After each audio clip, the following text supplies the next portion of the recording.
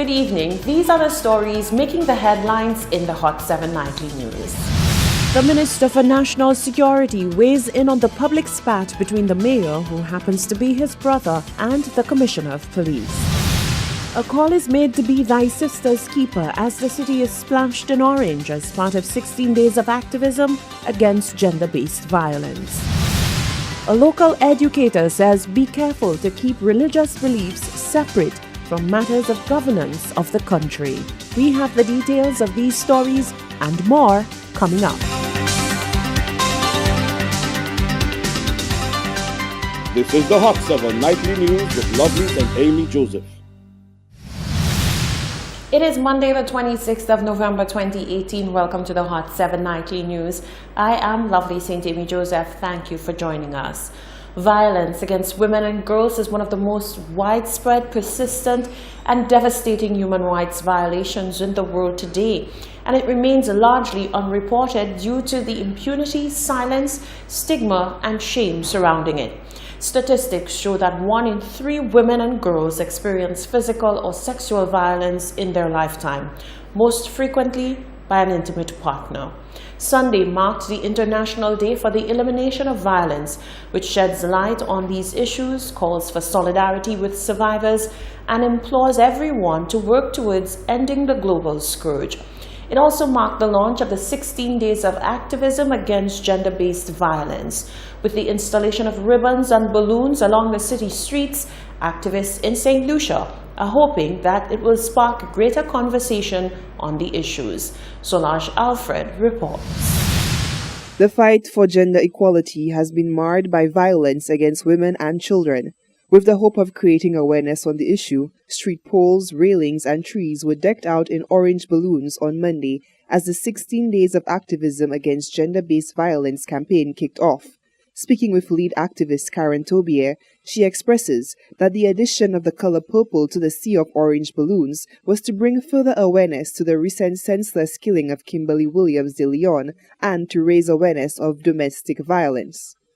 Today, as a lot of people would know, today is actually Kimberly's funeral, and we thought that if we orange the street, it would send a message and it would create the awareness that we were looking for.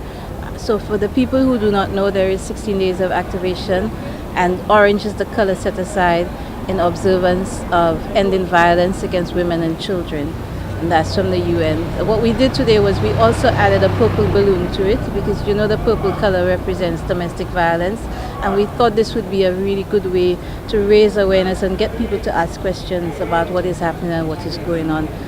According to a statement from the UN Women, the bright orange symbolizes a brighter future without violence against women. Tobier noted that the process of installing the orange symbols has piqued a host of questions from onlookers, and through those interactions, she has already seen the impact of what they are trying to accomplish. We came down for 6 o'clock and we finished about just after 8 o'clock, so it probably took us about 2 hours to do this. There was a small crew. We just worked. I was happy that we were able to do the entire street, because we really wanted to do the entire street, but of course we concentrated in this area first, and then we took it down the end. So from Chaussee Road all the way down to the bus stop, the street is we have done the orange right along there. And like I said this morning, it was really good that we were able to start the awareness. A lot of people were passing and asking what it was. Some people knew, but I found that a lot of people really did not even know that this was supposed to be happening, and that there was even a day that was set aside for that. And so the conversation, like I said, really started this morning, and that was a good thing for us. As the 16 Days of Activism continues, Tobier said the public will continue to be informed about the activities planned. Tobier went on to state the importance of moving past traumatic events and using these same events to create momentum, to spark conversation and hopefully enact change. Kimberly's death has triggered some real emotions among a lot of people, and for us it is not just about being sad about her death, but also being able to educate people on domestic violence and what it means and what it involves, and also on the campaign to end violence against women and children. There is a lot of that going on. Even though we don't see it, it happens so much in our little country as well, and so we really want to create that awareness and get people to start to talk and get the education going. The campaign aims to educate and raise awareness about gender-based violence as a human rights issue on a local, regional, and international level, while strengthening the local work around violence against women. Reporting for Hot 7 News, I am Solange Alfred. Thank you, Solange. As St. Lucia observes 16 days of activism against gender-based violence, the Women's Council of the National Workers' Union is adding its voice to the awareness drive to help paint the world orange. The global campaign began on the 25th of November. It was the International Day for the Elimination of Violence Against Women, and it will culminate on the 10th of December, which is Human Rights Day. It is a demonstration of the significance of eliminating this plague.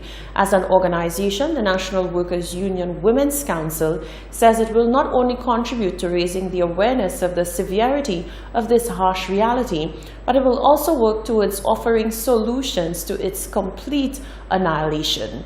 The council, which was launched in 2017, is committed to taking action to prevent the violation of human rights through measures that include education campaigns with its membership and provisions in collective bargaining agreements to protect women from violence. In other news, the Minister for National Security, Herman Gill Francis, is weighing in on the public spat between the mayor and the Commissioner of Police. He believes it is nothing more than a storm in a teacup. Mayor of Castries, Peterson Francis, called out the top cop on Friday, lamenting the fact that the two had not been able to have what he felt was a much-needed tete-a-tete about strategy for policing the city. The commissioner fired back within hours, denouncing claims that he was refusing to meet with the mayor. He explained that he had good reason for not keeping a scheduled appointment. He had traveled out of the island and was then consumed with an investigation into the homicide of Kimberly De Leon. He even joked that the mayor may be gunning for his spot as top cop. It was a strange series of events, and for the National Security Minister, it seems to be nothing more than a very surface disagreement. He's of the opinion that there is no real issue between the two men. I just think that it is just a storm in a teacup. These are two individuals who have the same aim to make the city of Castries safe, and sometimes we bounce heads in doing our jobs, but I don't think there's any animosity between the commissioner and the mayor. As a matter of fact, I think the commissioner and the mayor have a very good rapport. And in listening to some of the things that he was saying, I think that he was really having some fun with the media on that day. Nonetheless, the minister says it is a lesson on maintaining good interpersonal relationships. He says no matter how well-intentioned, public comments should be thoughtful so as not to cause injury. I think we need to be careful sometimes because words can hurt our feelings, and when feelings are hurt, persons would tend to react. But honestly, I don't think there's any big issue with the commissioner and the mayor. I think they're friends, and they will continue to work in the interest of especially Central Castries. The mayor has insisted that what he wants is a greater level of collaboration between the city police. Meanwhile, the commissioner in his press conference reiterated his commitment to keeping the city and the country safe. It is for this reason that the minister is confident that the two men will put last week's public spat behind them and get on with the business of securing the city. The Anglican Church has been weighing in on the spike in crime this season. According to Anglican priest Christian Glasgow, a collective community-based approach is needed to end the scourge of crime and violence. Nisha Charles tells us more. There is no doubt that as the Christmas season draws nearer, acts of crime and violence tends to increase, from killings to vehicle theft and armed robberies. Already for the month of November, there have been multiple reported incidents. The Anglican Church has been weighing in on the matter. According to Anglican priest Christian Glasgow, there needs to be a collective community approach to tackling the problem, where the church, along with other organizations, can partner to end the epidemic. This aspect of community living seems to be missing from our communities and the St. Lucian society in general. And thus, we who see the issues before us ought to work collaboratively with one another to address these questions of crime and violence. From the Anglican Church's viewpoint, we have been working with a group of concerned citizens, grouping called RISE, and they have been looking at this whole issue of the crime and violence in the community from a scientific manner.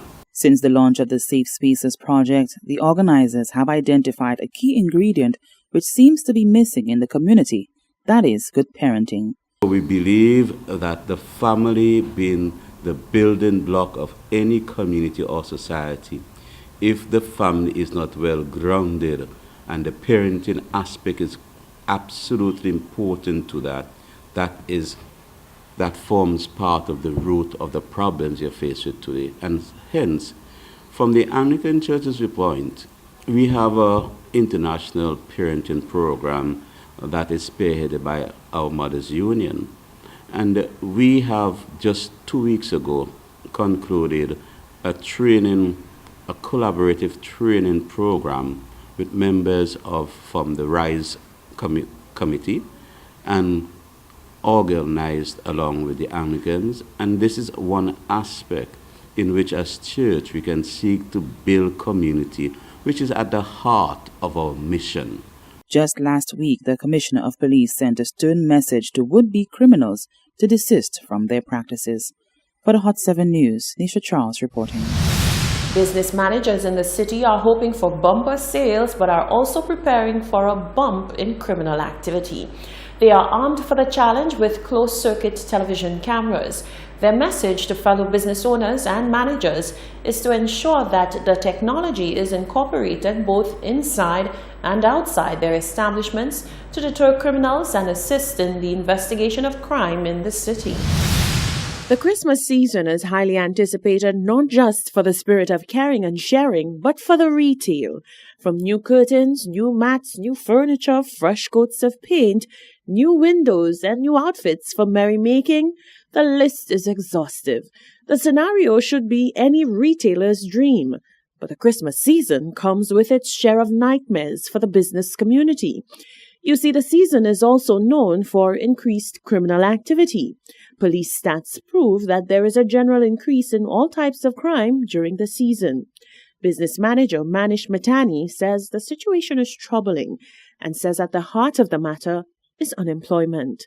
The impact on businesses, he says, is twofold: less purchasing power by consumers and the resulting perpetuation of crimes against businesses.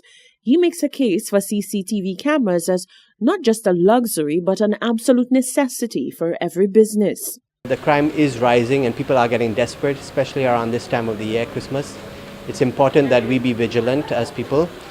And as a business, I know things are getting tougher and I know people find it more difficult to spend, and as a result, people are more desperate. And we need to come together as businesses, because I don't think as individual businesses we can do much, but as a collective I think we have a better chance to fight the crime that exists. And we have to wait until the crime situation gets better, but at the same time we can't let our guards down. We must always be vigilant. We must always make sure that we have what's in place. We need CCTVs not only in our stores, but we need it outside. We need in our cities. We need them all the time. The sentiments were echoed by the manager of Lucky Cosmetics, Sunil Ladkani, who says CCTV cameras have been a vital tool in the operation of the business. Actually, basically right now in this age of technology, it is very important. A lot of time you're not at your place, but you're seeing things what are taking place. And some certain times in this time we are very busy, and a lot of times some all kind of people entering in your place. There are some evil people entering your place. They interfere with the goods. So it's very important. So we get very good out of a lot of advantages out of the cameras. The businessmen say they are anticipating an increase in the number of boots on the ground as the season heightens. It is their experience that the presence of city police has made the city circuit a safer place to do business, particularly during the day. But the concern about how crime will impact their businesses this Christmas season remains. This is the Hot 7 TV Nightly News. Still to come, preparations for St. Lucia's 40th Independence Anniversary are in high gear. A musician and educator calls for the separation of church and state, and Giving Tuesdays comes to the region. Stay with us.